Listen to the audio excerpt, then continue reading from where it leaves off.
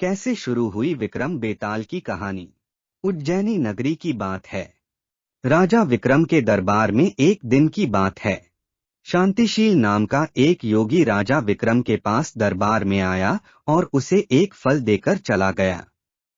राजा विक्रम को आशंका हुई कि देवदूत ने जिस आदमी के बारे में बताया था, कहीं यह वही तो नहीं है। यह सोच उसने फल नहीं खाया और अपने कोषाध्यक्ष को दे दिया। परंतु वह योगी रोज आता और राजा विक्रम को एक फल देके चला जाता था और कुछ नहीं बोलता था। फल भी कोई खास नहीं था, बस एक जंगली फल था।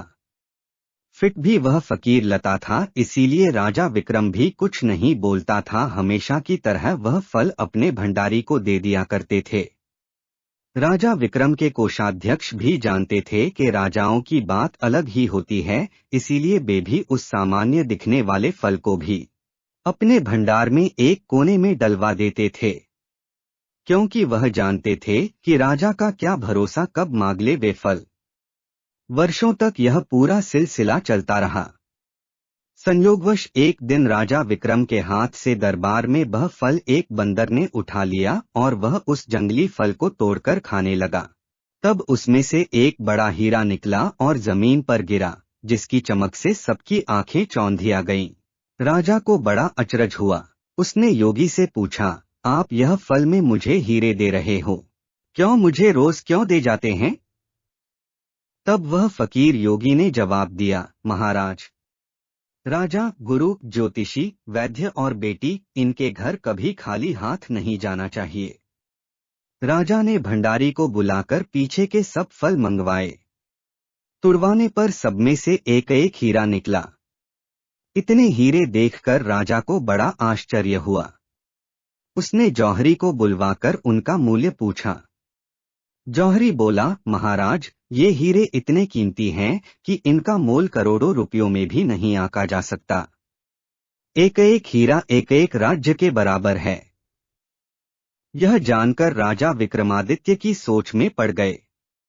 वे सोचने लगे कि यह योग रोज मुझे इतने कीमती हीरे रोज दे रहा है, तो बात कुछ तो बड़ी होगी। यह सोचकर राजा विक्रमादित्य योगी का हाथ पकड़कर सिंहासन के पास ले गए और बोले, योगीराज, आप क्या चाहते हैं? तब वहां जाकर योगी ने कहा, महाराज, बात यह है कि गोदावरी नदी के किनारे मसान में मैं एक तांत्रिक मंत्र सिद्ध कर रहा हूं। उसके सिद्ध हो जाने पर मेरा मनोरथ पूरा हो जाएगा। तुम एक रात मेरे पास रहोगे तो मेरा वह तांत्रिक मंत्र सिद्ध हो जाएगा। इस काम के लिए मुझे बड़े पराक्रमी, वीर, धैर्यवान पुरुष की आवश्यकता है। यह सब गुण मैं तुझ में देखता, इसीलिए तुम्हारे पास आया हूँ। इन फूलों के बदले तुम मेरा कर्ज चुकाना चाहते हो तो एक दिन रात को हथियार बांधकर तुम अकेले मेरे पास आ जाना, मैं काम बता दूंगा। बात इस मसान की थी, तांत्रिक प्रयोग की थी। ऐसी बातों से डर सबको लगता है। उनको भी दो गढ़ी लगा, परंतु राजा विक्रम, जो कि बड़े वीर पराक्रमी थे, उन्होंने उस फकीर की बात स्वीकार कर ली और उस तांत्रिक योगी को कहा, अच्छी बात है। इसके उपरांत योगी दिन और समय बताकर अपने मठ में चला गया। वह दिन आने पर राजा अकेला वहां पहुंचा। योगी ने उसे अपने पास बिठा लिया। थोड़ी देर बैठकर राजा ने पूछा, महाराज, मेरे लिए क्या आज्ञा है? योगी ने कहा, राजन, यहाँ से दक्षिण दिशा में 2 कोस की दूरी पर मसान में एक सिरस के पेड़ पर एक मुर्दा लटका है। उसे मेरे पास ले आओ, तब तक मैं यहाँ पूजा करता हूँ। यह सुनकर राजा वहां से चल दिया। बड़ी भयंकर रात थी। चारों ओर अंधेरा फैला था। पानी बरस रहा था। भूत प्रेत शोर मचा रहे थे। सांप आकर पैरों में लिपटते थे। लेकिन राजा हिम्मत से आगे बढ़ता गया। जब वह मसान में पहुंचा तो देखता क्या है कि शेर दहाड़ रहे हैं, हाथी चिंघाड़ रहे हैं, भूत प्रेत आदमियों को मार रहे हैं। राजा बेधड़क चलता गया और सिरस के पेड़ के पास पहुंच गया। पेड़ जड़ से फुनगी तक आग से दहक रहा था।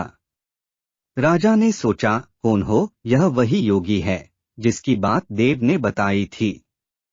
पेड़ पर रस्सी से बंधा मुर्दा लटक रहा था। राजा पेड़ पर चढ़ गया और तलवार से रस्सी काट दी। मुर्दा नीचे गिर पड़ा और दहाड़ मार मार कर रोने लगा। राजा ने नीचे आकर पूछा, तू कौन है? राजा का इतना कहना था कि वह मुर्दा खिलखिकर हंस पड़ा।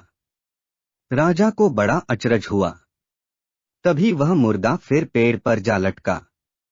राजा फिर चढ़कर ऊपर गया और रस्सी काट मुर्दे का बगल में दबा नीचे आया। बोला, बता तू कौन है? मुर्दा चुप रहा। तब राजा ने उसे बांधा और योगी के पास ले चला। रास्ते में वह मुर्दा बोला, मैं बेताल हूं। तू कौन है और मुझे कहाँ ले जा रहा है? राजा ने कहा, मेरा नाम विक्रम है। मैं उज्जैनी नगरी का राजा हूं। मैं तुझे योगी के पास ले जा रहा हूं। बेताल बोला, मैं एक शर्त पर चलूंगा। अगर तू रास्ते में बोलेगा तो मैं लौटकर पेड़ पर जा लटकूंगा। राजा विक्रम ने उसकी बात मान ली। फिर बेताल बोला, पंडित, चतुर और ज्ञानी, इनके दिन अच्छी अच्छी बातों में बीतते हैं, जबकि मूर्खों के दिन कलह और नींद में। अच्छा होगा कि हमारी राह भली बातों की चर्चा में बीत जाए। मैं तुझे एक कहानी सुनाता हूँ। ले सुन। ऐसा कहकर बेताल कहानी सुनाने लगा। कहानी हम आपको अगले एपिसोड में सुनाएंगे। बेताल की कहानियां बड़ी रोचक होने वाली है।